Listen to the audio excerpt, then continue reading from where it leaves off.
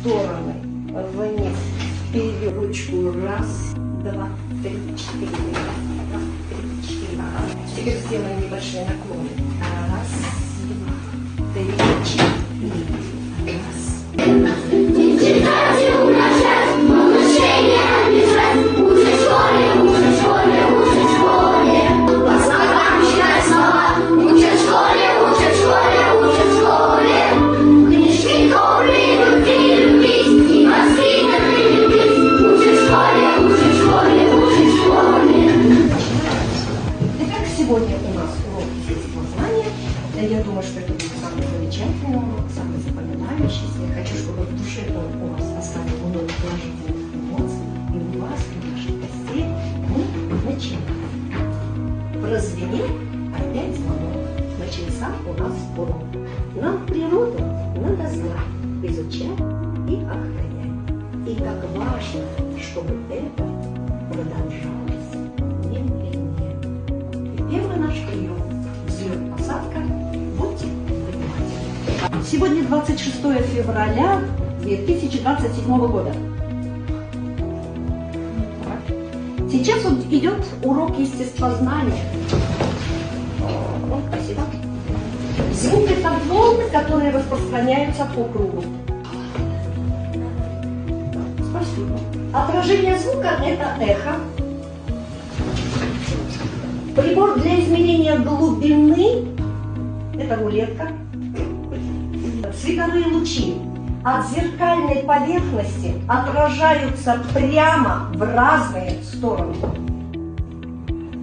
Если весь спектр светового луча поглощается, то мы видим белый свет. На уроке мы умеем хорошо работать. Да что? Садитесь. Способность тела передавать другому телу тепло называется теплоизоляцией. Так, хорошо. А как называется?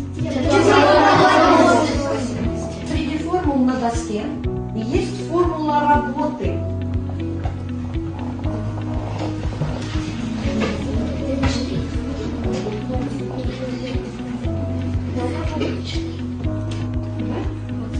И не разделились, спасибо, садитесь. Почему вы просидели? Потому что тут только как найти расстояние, скорость и время. И формула Эйнштейна. И формула Эйнштейна. Можете объяснить, а что это за формула? Итак, я всем присутствующим желаю сегодня успехов по этой формуле. Блиц-турнир, блиц-опрос. Вот у меня к вам несколько вопросов. Откройте, пожалуйста, учебник Достоевского 38. Нам необходимо вспомнить, что такое природные ресурсы. Пожалуйста. Это нефть, железная руда, газ. Давайте вспомним по предыдущим, далеко предыдущим урокам, что такое природные ресурсы. Полезные ископаемые. Ну хорошо. Так. Это то, что дает нам природа. Вот. А теперь конкретнее, что дает нам природа? Пища. Пищу. Да, воду. Воду, хорошо. Воздух, конечно. Лечебные травы мы получаем, хорошо. Есть биологические природные ресурсы. Это живые организмы, да? Водные природные ресурсы, вода, которой мы с вами пользуемся. Климатические и космические – это то, что мы говорим, это тепло и свет. И земельные, почвенные – это то, что дает нам земля с вами. А вот сегодня нам надо разобрать вот это направление. Это минеральные ресурсы, минеральные природные ресурсы. Это есть не что иное, как полезные ископаемые. Посмотрите вот на картиночку, как вы понимаете вот это слово «полезные».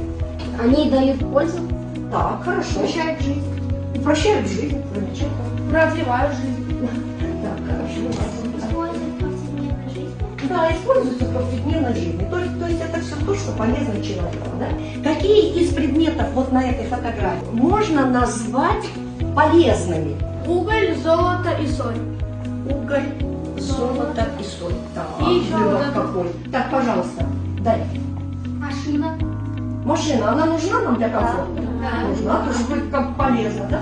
Так, хорошо. Как можно назвать ресурсы, которые используют для производства различных предметов?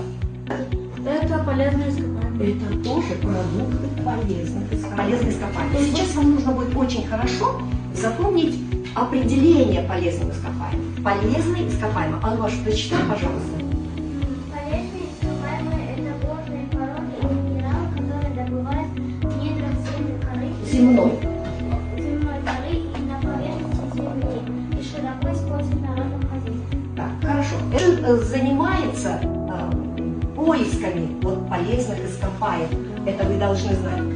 Люди какой профессии, пожалуйста? Шахтеры, геологи. Исследуют и выявляют месторождение полезных ископаемых. Ну и теперь полезные ископаемые, ребята, они бывают разные. Значит, можно их поделить на 3 группы. Первая группа – это твердые полезные ископаемые. Вот смотрите сразу, как вы думаете, а какие полезные ископаемые мы можем отнести вот в эту группу твердые полезные ископаемые? Пожалуйста. Золото, хорошо. Камень. Камень, гранит. Руда. Руды, совершенно верно, на ощупь, все, что на ощупь твердое. Так, Мрамор.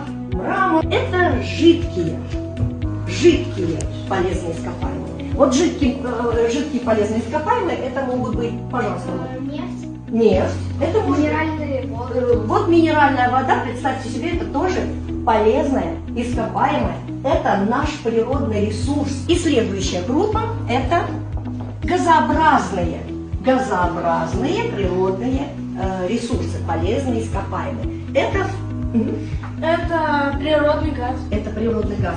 Вот природным газом мы практически каждый день пользуемся, и это есть газообразный. Ну вот сами наши подземные богатства, они несметны, и мы должны их гордиться, ребята.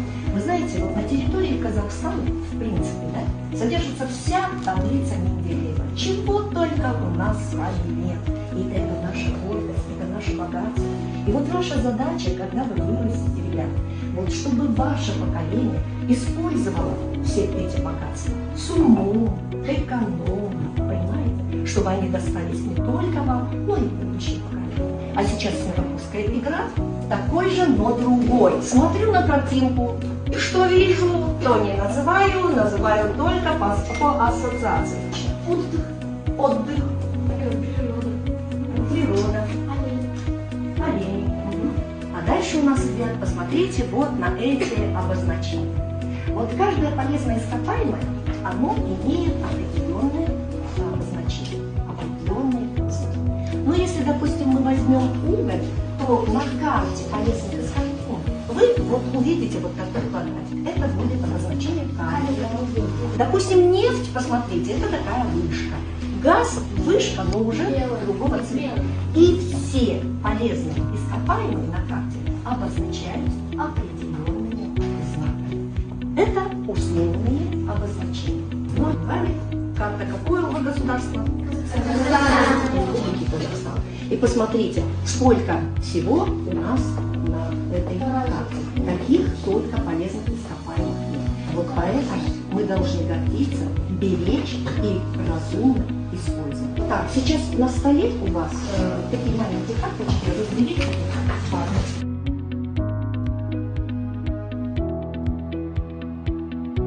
Все полезные ископаемые похлопайте себе. В классе только золото. Так, спасибо. В классе только уголь каменный. В классе только газ природный. Хорошо. Спасибо. В классе все полезные ископаемые. Золото похлопайте. Газ пощелкайте. Каменный уголь пошлепайте. Все полезные ископаемые похлопайте. Мы попробуем провести небольшой эксперимент. Мы будем исследователи. На столе у каждого из вас, ребят, я разложила различные полезные ископаемые.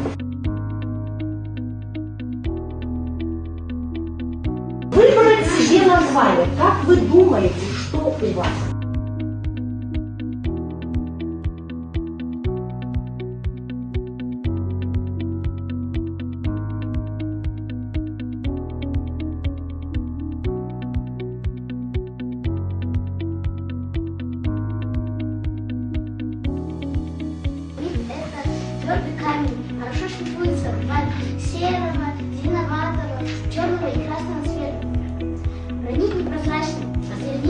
очень прочный. Используется в строительстве. Ресурсный состав твердой горной породы, которая образуется в течение миллионов лет на дне морей и океанов. Из остатков раковин, кораллов и других организмов. Он бывает белого, серого, желтого или красноватого цвета. Непрозрачный, плотный, иногда пористый. Если капли кислоты шипит, выделяется газ.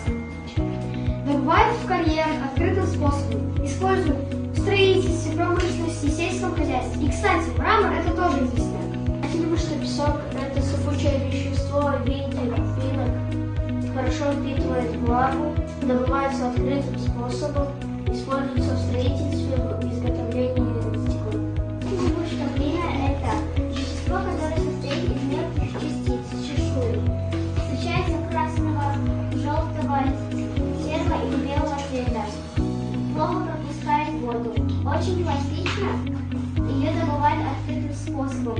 Используют для изготовления посуды. Что торс? Это легкая остаточная горная порода. Образуется из остатков болотных растений. Хорошо впитывает влагу. По структуре тонкий, рыхлый, непрочный, хорошо горит. Добывают его открытым способом. Используют как топливо и как органическое удобрение. А знаете ли, что уголь бывает каменный и более твердый, но хрупкий, черного цвета, блестит. В воде не растворяется, хорошо и ярко горит. Добывает двумя способами: открытый в карьерах, закрытый под землей в шахтах. Используют как топливо. Что нефть это маслянистое вещество черного или темно-коричневого цвета с резким запахом бензина, хорошо горит, легче воды, добывают при помощи бурения скважин. Ее называют черным золотом из-за ее высокой значимости в энергетике и в экономике. При помощи нефти создают дизельное топливо, керосин и многое другое. Знаете ли вы, газ – это летучее вещество, бесцветен, горит без дыма, имеет резкий запах, ядовит. Добывают способом бурения скважин, используется в быту в качестве отопления для приготовления пищи. В промышленности делают пластмассу, резину, искусственные волокна. Будьте осторожны при использовании природного газа. Руда – это порода, в составе которой входит железо, металл. Это твердое вещество черного цвета, непрозрачное, плотное, тяжелое, втягивает все металлические. Сейчас у вас тест. Листочки раздайте быстренько.